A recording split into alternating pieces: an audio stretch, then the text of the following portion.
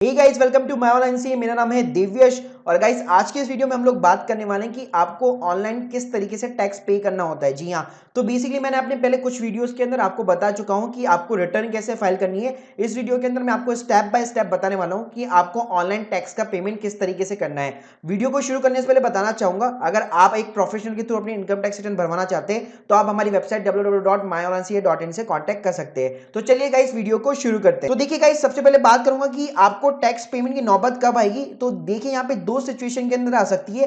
पहली जो सिचुएशन ये है कि जब भी आप अपनी न्यू इनकम टैक्स, एकदम फ्रेश इनकम टैक्स भरते हैं, तब आपको पेबल कॉलम के अंदर देखना पड़ेगा कि आपको कितना टैक्स पे करना है। जैसे आप मेरी स्क्रीन के सामने देखेंगे, आप जब भी ई फाइल करेंगे इनकम टैक्स की, चाहे आपकी आईटीआर 1 हो, आईटीआर 4 हो या आईटीआर 3 हो, आपको हमेशा यहाँ पे टैक्स पेड एंड वेरिफिकेशन में आपको देखना पड़ेगा कि आपको कितना यहाँ पे टैक्स पे करना है। जी हाँ, तो देखिए कई लोग क्या करते हैं ना कि यहाँ पे जो यहाँ पे टैक्स पेमेंट का अमाउंट हो जाता है, वो सिंपली यहाँ पे प्रीवियस सबमिट बटन करके अपनी रिटर्न सबमिट कर देते हैं, लेकिन अपने टैक्स का पेमेंट करना यहाँ पे भूल जाते हैं। तो मैं लोगों को बताना चाहूंगा, हमेशा आपको यहाँ पे जो अमाउंट पेबल है ये जीरो होना चाहिए। ये जीरो कब आएगा? जब आप टैक्स डिटेल का कॉलम खोलेंगे और सिंपली यहाँ पे BSR code, date of deposit, serial number of the challan और टैक्स का अमाउंट कितना आपने पे किया है, ये डिटेल्स जब यहाँ पे फिलअप होगी, उसी के बाद गाइस ये जो अमाउंट है यहाँ पे ये जीरो होगा। जी हाँ, अगर ये जीरो नहीं होता है और अपने रिटर्न फाइल कर देते हैं तो अधिकतर चांसेस होते हैं कि आपके पास में ऑब्वियसली नोटिस आना ही आना है, क्योंकि आपने टैक्स का यहाँ पे पेमेंट नहीं किया है। गाइस, दूसरी जो सिचुएशन होती है वो होती है demand from the CPC through the intimation letter. जी हाँ,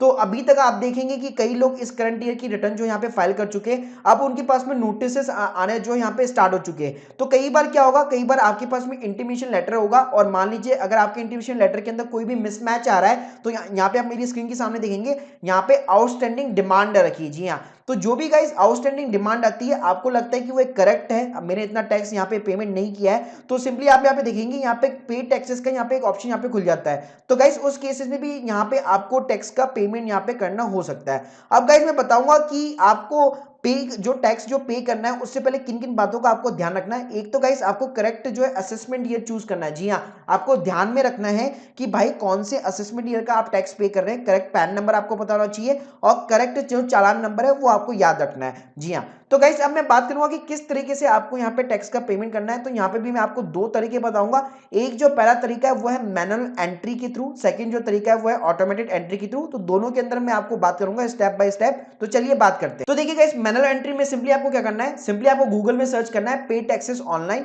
यहाँ पे tin/nsdl.com करके एक वेबसाइट है, ये खुलेगी। ये खुलते इस टाइप का एक पेज खुल जाएगा।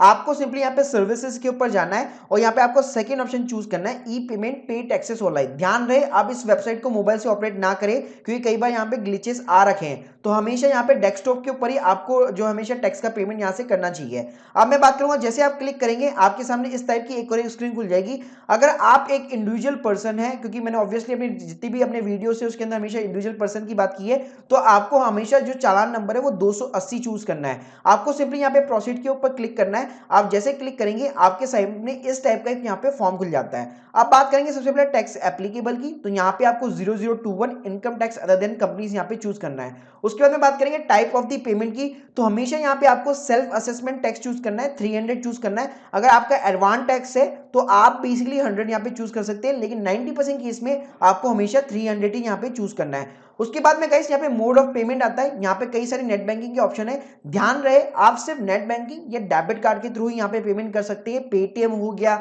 या फिर अपना क्रेडिट कार्ड हो गया, ये सब आप यूज में यहाँ पे नहीं ले पाएंगे। जी हाँ, तो हमेशा ध्यान रखिए, बेटर होगा कि आप यहाँ पे अपनी नेट बैंकिंग के थ्रू यहाँ पे पेमेंट कीजिए। उसके बाद में सिंपली यहाँ पे आपको अकाउंट अपना परमानेंट अकाउंट नंबर, मतलब अपना पैन कार्ड नंबर डालना है। आपका जो भी पैन कार्ड नंबर है सिंपली यहाँ पे आपको वो इंसर्ट करना है। उसके बाद में ध्यान रहे, असेसमेंट ईयर आपको बिल्कुल ढंग से चूज करना है। आपको देखना है कि मेरा जो टैक्स का पेमेंट है मैं किस साल का कर रहा हूँ। मान लीजिए अगर मैं करंट ईयर मतलब फाइनेंशियल ईयर अगर मैं 19-20 का कर रहा हूँ, मतलब असेसमेंट ईयर 20-21 हो गया। अगर मान लीजिए मैं पिछले साल का कर रहा हूँ, मतलब अगर मैं 18-19 का कर रहा हूँ फाइनेंशियल ईयर का, तो असेसमेंट ईयर 19-20 हो गया, राइट। तो गाइस, आप जो भी असेसमेंट ईयर है ध्यान से हमेशा चूज कीजिएगा, क्योंकि यही बहुत ज्यादा इंपॉर्टेंट चीज होती है। और कई लोग मतलब जो अधिकतर जिनको नॉलेज नहीं होती वो लोग यहीं पे मिस्टेक कर देते हैं। उसके बाद में गाइस, सिंपली यहाँ पे आपको एड्रेस डालना है। आपका जो भी एड्रेस है सिंपली यहाँ पे आपको वो पुट करना है, अपना पिन कोड डालना है, अपना स्टेट चूज करना है। उसके बाद में गाइस, लास्ट में नीचे यहाँ पे आपको कैप्चा कोड यहाँ पे जो है इंसर्ट करना है और उसके बाद में सिंपली प्रोसीड के ऊपर यहाँ पे आपको क्लिक करना है। जैसे गाइस आप प्रोसीड के ऊपर क्लिक करेंगे, आप देख सकते हैं आपका जो भी पैन नंबर होगा